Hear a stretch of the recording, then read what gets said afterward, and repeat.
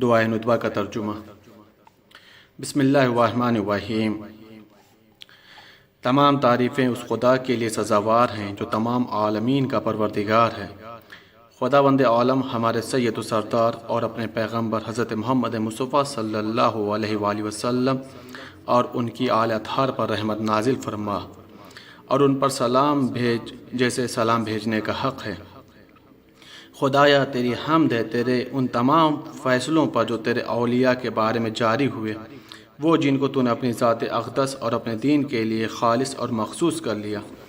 جب کہ تو نے ان کے لیے اپنی ان بہترین اور فراوان نعمتوں کو اختیار کیا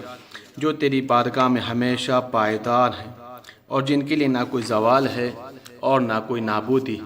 اس کے بعد کہ تو نے ان سے اس دنیا پست و حقیر کے درجات اور اس کی زینت و آرائش کے سلسلے میں زہد اختیار کرنے کا عہد لے لیا۔ پس انہوں نے تیرے اس عہد کو قبول کر لیا اور تو نے ان کی اس عہد سے وفاداری کو جان لیا، پس تو نے انہیں قبول کر لیا اور اپنے مقام قرب سے نوازا اور ان کے لیے بلند پائے ذکر اور عمدہ و آشکار تعریف پیش کی اور ان پر اپنے فرشتوں کو نازل کیا اور انہیں اپنے وحی کے ساتھ کرامت و بزرگواری عطا فرمائی اور اپنی علم و دانش سے عزت بخشی اور انہیں اپنی بارگاہ تک رسائی کا ذریعہ اور اپنی رضا اور خوشنودی تک پہنچنے کا وسیلہ قرار دیا۔ پس ان میں سے بعض کو تو نے اپنی جنت میں بسایا یہاں تک کہ انہیں وہاں سے خارج کر دیا، اور بعض کو اپنی کشتی میں سوار کیا اور انہیں اور ان کے ساتھ ایمان لانے والوں کو اپنی رحمت کے ذریعے ہلاکت اور نابودی سے نجات بخشی، اور بعض کو اپنا دوست اور خلیل بنایا، اور انہوں نے تجھ سے بعد میں آنے والی امتوں میں سچی زبان کا سوال کیا تو تو نے ان کی دعا قبول کر لی اور اسے بلند و بالا مرتبہ پر قرار دیا، اور بعض کے ساتھ تو نے درخت کے ذریعے کلام کیا اور ان کے لیے ان کی بھائی کو معین اور مددگار اور وزیر قرار دیا، اور بعض کو بغیر باپ کے پیدا کیا اور انہیں واضح نشانیاں عطا کی اور روح القدس کے ذریعے ان کی تائید فرمائی، اور ان میں سے ہر ایک پیغمبر کو شریعت عطا کی اور ان کے لیے خاص طریقہ اور راستہ مقرر فرمایا، اور ان میں سے ہر ایک کے لیے جانشین منتخب کیے کہ جو ایک کے بعد دوسرا اور ایک مدت سے دوسری مدت تک تیرے دین کے قائم کرنے کے لیے نگہبان اور تیرے بندوں پر حجت رہے، تاکہ حق اپنے مقام سے متزلزل نہ ہو اور باطل اہل حق پر غلبہ نہ پائے، اور کوئی بھی شخص یہ نہ کہہ سکے کہ اے پروردگار تو نے کیوں نہ ہماری طرف ڈرانے والا رسول بھیجا اور کیوں نہ ہمارے لیے ہدایت دینے والا پیشوا قائم کیا کہ ہم اپنی ذلت اور رسوائی سے پہلے تیری آیات اور نشانیوں کی پیروی کر لیتے، یہاں تک کہ تو نے اپنے اس امر رسالت کے سلسلے کو اپنے حبیب اور اپنے منتخب بندے محمد صلی اللہ علیہ وآلہ وسلم تک پہنچا دیا۔ پس وہ ایسے ہی تھے جیسے کہ تو نے انہیں منتخب کیا، تیری تمام مخلوقات کے سردار اور تیرے تمام برگزیدہ بندوں میں چنے ہوئے اور تیرے تمام منتخب بندوں میں افضل ترین اور تیرے تمام معتمدین میں محترم اور بزرگوار ترین۔ تو نے انہیں اپنے تمام انبیاء پر مقدم قرار دیا اور انہیں اپنے بندوں میں سے ثقلین جن و انس کی طرف مبعوث فرمایا اور اپنے تمام مشرق اور مغرب کو ان کے تحت فرمان کر دیا اور ان کے لیے براق کو مسخر کیا اور انہیں اپنے آسمان کی بلندیوں پر معراج کے لیے لے گیا اور انہیں اپنی تمام مخلوقات کے خاتمے تک گزشتہ اور آئندہ کے تمام علوم ودیت فرمائے۔ پس انہیں اپنے روب و جلال کے ذریعے نصرت عطا کی اور انہیں جبرائیل اور میکائیل اور اپنے دیگر بانام و نشان فرشتوں کے ذریعے حفاظت کی خاطر گھیر لیا، اور تو نے ان سے وعدہ کیا کہ تو ان کے دین کو تمام ادیان پر غالب فرمائے گا، چاہے مشرکین کو یہ چیز کتنی ہی ناگوار کیوں نہ گزرے، اور یہ وعدہ اس وقت پورا ہوا جب تو نے انہیں ان کے خاندان مکے والوں میں مقام صدق پر مستقر کر دیا اور ان کے خاندان والوں کے لیے اس پہلے گھر کو قرار دیا کہ جو مکہ مکرمہ میں تمام انسانوں کے لیے بنایا گیا، جو بابرکت اور تمام عالمین کے لیے ہدایت کا مرکز ہے، اس میں واضح نشانی اور مقام ابراہیم ہے، اور جو اس گھر میں داخل ہو گیا وہ امان پا گیا۔ اور تو نے فرمایا اے اہل بیت پیغمبر، خدا کا ارادہ تو یہ ہے کہ تم سے ہر قسم کی ناپاکی اور پلیدی کو دور رکھے اور تمہیں ایسا پاک و پاکیزہ قرار دے جیسا پاک و پاکیزہ رکھنے کا حق ہے۔ پھر تو نے اپنی کتاب قرآن کریم میں حضرت محمد مصطفیٰ صلی اللہ علیہ وسلم پر اور ان کی آل پر تیری رحمتیں ہوں کہ رسالت کا اجر ان کے اہل بیت کی مودت قرار دیتے ہوئے فرمایا اے پیغمبر کہہ دیجئے کہ میں تم سے سوائے اپنی قرابت داروں کی مودت کہ کوئی اور اجر رسالت نہیں مانگتا، اور تو نے فرمایا کہ میں نے جو پیغمبر کا اجر رسالت مانگا ہے وہ تو تمہارے ہی لیے ہے، اور یہ بھی فرمایا میں تم سے اپنی رسالت کا کوئی اجر نہیں چاہتا سوائے اس کے کہ جو شخص اپنے پروردگار کی طرف راستہ اختیار کرنا چاہتا ہے، پس وہ اہل بیت علیہ السلام ہی تیری طرف جانے کا راستہ اور تیری رضا اور خوشنودی کے حصول کا بہترین مسلک و طریقہ ہیں۔ پھر جب پیغمبر کی بابرکت زندگی کے دن پورے ہو گئے تو انہوں نے علی ابن ابی طالب علیہ السلام، ان دونوں اور ان کی آل پر تیری رحمتیں ہوں، کو اپنا ولی اور جانشین کے طور پر قوم کا ہادی مقرر فرمایا، کیونکہ وہ خود عذاب خدا سے ڈرانے والے تھے اور ہر قوم کے لیے ایک ہادی اور رہنما ہے۔ پھر پیغمبر نے فرمایا، در حال کہ امت کا ایک بڑا گروہ آپ کے سامنے تھا جس کا میں مولا ہوں، پس علی بھی اس کے مولا ہیں۔ خدایا جو علی کو دوست رکھے تو بھی اسے دوست رکھ، اور جو اسے دشمن رکھے تو بھی اسے دشمن رکھ، اور جو اس کی مدد کرے تو بھی اس کی مدد فرما، اور جو اس کو چھوڑ دے تو بھی اسے چھوڑ دے۔ اور پیغمبر نے فرمایا جس کا میں نبی ہوں پس علی اس کے امیر اور حاکم ہیں، اور فرمایا میں اور علی دونوں ایک ہی درخت سے ہیں جبکہ دوسرے لوگ مختلف درختوں سے ہیں، اور علی کو اپنے ساتھ وہی نسبت دیتے ہوئے جو موسیٰ سے ہارون کی تھی۔ علی سے فرمایا اے علی تمہاری نسبت مجھ سے ایسے ہی ہے جیسے ہارون کی نسبت موسیٰ سے، مگر یہ کہ میرے بعد کوئی نبی نہ ہوگا۔ اور ان سے اپنی لخت جگر عالمین کی عورتوں کی سردار جناب سیدہ جناب فاطمہ کا عقد کیا، اور علی کے لیے اپنی مسجد میں وہ سب امور حلال کی جو خود اس کے رسول کے لیے حلال تھے، اور ان کے دروازے کے علاوہ سب کے دروازے بند کر دیے۔ پھر انہیں اپنے علم و حکمت کا خزانہ ودیت کیا اور فرمایا میں علم کا شہر ہوں اور علی اس کا دروازہ ہے،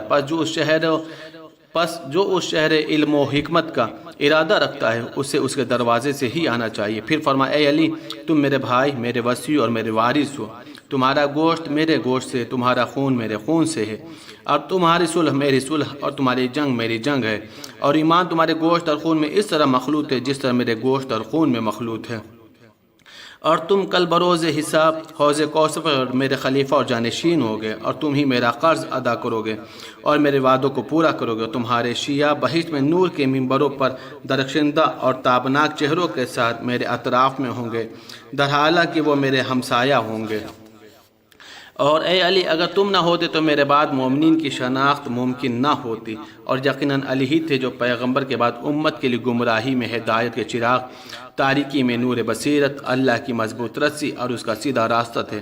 نہ رسول خدا سے قرابت میں کسی نے ان پر سبقت لی، اور نہ کوئی پیغمبر کا دین قبول کرنے میں ان سے آگے بڑھا، اور نہ ہی کوئی ان کے فضائل میں سے کسی ایک بھی فضیلت میں ان کے ساتھ ملحق ہو سکتا ہے۔ وہ قدم بقدم رسول خدا کے نقش پا پر چلے، ان دونوں اور ان کی آل پر خدا رحمت نازل فرمائے، اور وہ قرآن کی تعویل پر منافقین اور دشمنان اسلام سے جہاد کرتے تھے، اور ملامت کرنے والوں کی ملامت نے کبھی انہیں راہ خدا سے نہ روکا۔ بتحقیق انہوں نے راہ خدا میں عرب کے بڑے بڑے سرداروں کو خوف و وحشت میں مبتلا کیا، اور ان کے مشہور بہادروں کو قتل کیا، اور ان کے سرکش بھیڑیوں کو مغلوب کیا، پس ان کے دلوں کو جنگ بدر، خیبر، حنین اور دوسری جنگوں کے کینوں سے بھر دیا، پس ان کے دل علی کی عداوت و دشمنی پر اکٹھے ہو گئے، اور انہوں نے علی سے جنگ کرنے کی ٹھان لی، یہاں تک کہ علی کو بیعت توڑنے والوں، دشمنان اسلام کو بھاننے والوں اور دین سے نکل جانے والوں کے ساتھ جنگ کرنا پڑی۔ اور جب ان کا وقت قضا آ پہنچا اور انہیں آخری دور کے شقی ترین شخص نے پہلے شقی ترین فرد کی پیروی کرتے ہوئے قتل کر دیا، تو رسول خدا ان پر اور ان کی آل پر اللہ کی رحمت نازل کرے۔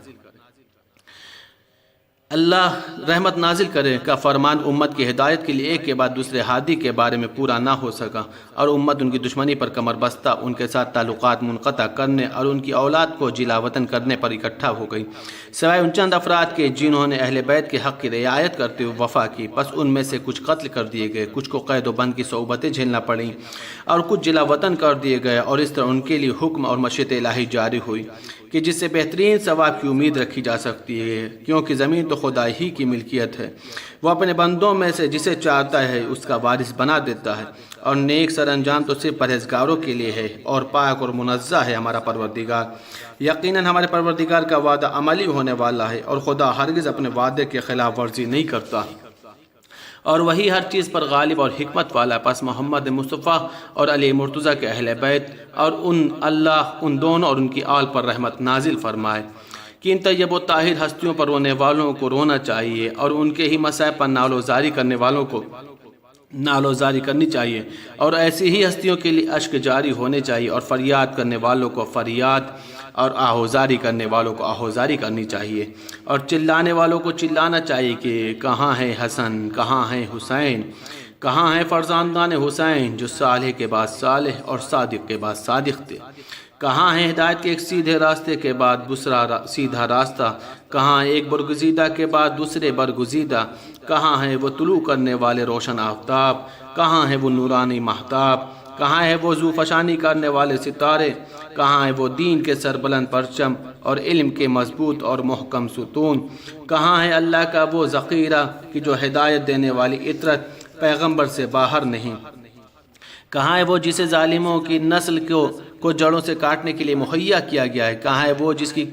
کجی اور انحراف کی اصلاح کے لیے انتظار کیا جا رہا ہے، کہاں ہے وہ جو ظلم و ستم کو زائل کرنے کے لیے مظلوموں کی امیدوں کا مرکز ہے، کہاں ہے وہ جسے اسلام کے فرائض اور سنتوں کو حیات نو کے لیے ذخیرہ کیا گیا ہے، کہاں ہے وہ جسے دین و شریعت کے پلٹانے کے لیے منتخب کیا گیا ہے، کہاں ہے وہ جس سے قرآن اور اس کی حدود کی دوبارہ زندہ کرنے کی امیدیں وابستہ ہیں، کہاں ہے وہ جو دین اور اہل دین کے آثار اور علامت کا زندہ کرنے والا ہے، کہاں ہے وہ جو تجاوز گروں کی شان و شوکت کو نابود کرنے والا ہے، کہاں ہے شرک و نفاق کی عمارتوں کو منہدم کرنے والا، کہاں ہے فاسقوں، گنہگاروں اور سرکشوں کا ہلاک کرنے والا، کہاں ہے گمراہی اور اختلاف کی شاخوں کا کاٹنے والا، کہاں ہے انحراف اور خواہشات نفسانی کے آثار کا محو کرنے والا، کہاں ہے جھوٹ اور افتراء کے گروہوں کا منقطع کرنے والا، کہاں ہے سرکشوں اور باغیوں کا نابود کرنے والا، کہاں ہے اہل عناد، گمراہ کرنے والوں اور بے دینوں کی بے خونی کرنے والا، کہاں ہے دوستوں کو عزت دینے والا اور دشمنوں کو ذلیل و خوار کرنے والا، کہاں ہے کلمہ اسلام و مسلمین کو تقوی اور پرہیزگاری پر اکٹھا کرنے والا، کہاں ہے خدا کے فضل و کرم کا وہ دروازہ جس سے داخل ہوا جاتا ہے، کہاں ہے خدا کا چہرہ کہ جس کی طرف اولیاء رخ کرتے ہیں، کہاں ہے وہ وسیلہ جو زمین و آسمان کے درمیان اتصال قائم کرنے والا ہے، کہاں ہے روز فتح مبین کا مالک اور پرچم ہدایت کا لہرانے والا، کہاں ہے بکھری ہوئی خوبیوں اور پسندیدہ چیزوں کا جمع کرنے والا، کہاں ہے انبیاء اور فرزندان انبیاء کے ناحق بہائے جانے والے خون کا بدلہ لینے والا، کہاں ہے مقتول کربلا کے خون کا انتقام لینے والا، کہاں ہے وہ جس کو نصرت اور کامیابی دی گئی ہے ان پر جنہوں نے اس پر ظلم و تجاوز کیا اور تہمت لگائی، کہاں ہے وہ مضطر اور بے قرار کہ جب وہ دعا کرتا ہے تو اس کی دعا مستجاب ہو جاتی ہے، کہاں ہے وہ صدر نشین عالم خلقت جو نیکی اور پرہیزگاری کا مالک ہے، کہاں ہے پیغمبر مصطفیٰ صلی اللہ علیہ وسلم کا فرزند اور علی مرتضیٰ کا لخت جگر اور خدیجہ درخشندہ کا نور چشم اور فاطمہ کبریٰ کے دل کا چین، میرے ماں باپ آپ پر قربان اور میرا نفس آپ کے لیے سپر اور حامی ہو، اے مقرب سید و سردار کے فرزند، اے نجیب زادوں اور مکرم اشراف کے فرزند، اے ہدایت یافتہ ہادیوں کے فرزند، اے منتخب پاکیزہ نفوس ہستیوں کے فرزند، اے اصیل و نجیب ترین سخاوت مندوں کے فرزند، اے طیبین اور طاہرین کے فرزند، اے چنے ہوئے جواں مردوں کے فرزند، اے جود و سخا کے تلاطم خیز دریاؤں کے فرزند، اے نورانی مہتابوں کے فرزند، اے نور افشاں چراغوں کے فرزند، اے تابندہ شہابوں کے فرزند، اے درخشندہ ستاروں کے فرزند، اے ہدایت کے واضح راستوں کے فرزند، اے دین کی آشکار نشانیوں کے فرزند، اے کامل علوم و معارف الہیہ کے فرزند، اے مشہور و معروف سنتوں کے فرزند، اے منقول آثار و معالم دین کے فرزند، اے وقوع پذیر ہونے والے معجزات کے فرزند، اے واضح اور آشکار دلیلوں کے فرزند، اے صراط مستقیم کے فرزند، اے عظیم خبر کے فرزند، اے اس ہستی کے فرزند جو لوح محفوظ میں خداوند عالم کے نزدیک بلند مرتبہ اور صاحب حکمت ہے، اے خدا کی نشانیوں اور دلیلوں کے فرزند، اے واضح اور آشکار دلیلوں کے فرزند، اے واضح اور روشن برہانوں کے فرزند، اے خدا کی کامل حجتوں کے فرزند، اے خدا کی بے شمار نعمتوں کے فرزند، اے تاہا اور مضبوط و محکم نشانیوں کے فرزند، اے یاسین اور زاریات کے فرزند، اے طور اور عادیات کے فرزند، اے اس ہستی کے فرزند کہ جو خداوند بلند مرتبہ اور اعلیٰ مقام سے اتنا قریب ہوئی کہ گویا قربت و نزدیک میں 2 کمانوں یا اس سے بھی کم کا فاصلہ رہ گیا، اے کاش مجھے معلوم ہوتا کہ آپ کے دیدار کے مضطرب دل کہاں قرار پاتے ہیں، بلکہ وہ کون سی سرزمین یا خاک ہے جو آپ کے وجود سے سرفراز ہے، کیا وہ کوہ رضوا ہے یا کوئی اور سرزمین یا وادی ذی طویٰ ہے؟ اے میرے مولا مجھ پر کس قدر گرا خاطر ہے کہ میں ساری مخلوق کو تو دیکھوں لیکن آپ دکھائی نہ دیں، اور نہ ہی آپ کی آہستہ آواز اور سرگوشی کو سنوں۔ مجھ پر بڑا شاق ہے کہ بلائیں مجھے چھوڑ کر آپ کا احاطہ کر لیں اور آپ تک میری چیخ و پکار اور گلا اور شکوہ نہ پہنچے۔ میری جان آپ پر قربان، آپ وہ غائب ہیں کہ جس سے ہمارا وجود خالی نہیں۔ میری جان آپ پر قربان، آپ ایسے نظروں سے دور ہیں کہ ہرگز ہم سے جدا نہیں۔ میری جان آپ پر قربان، آپ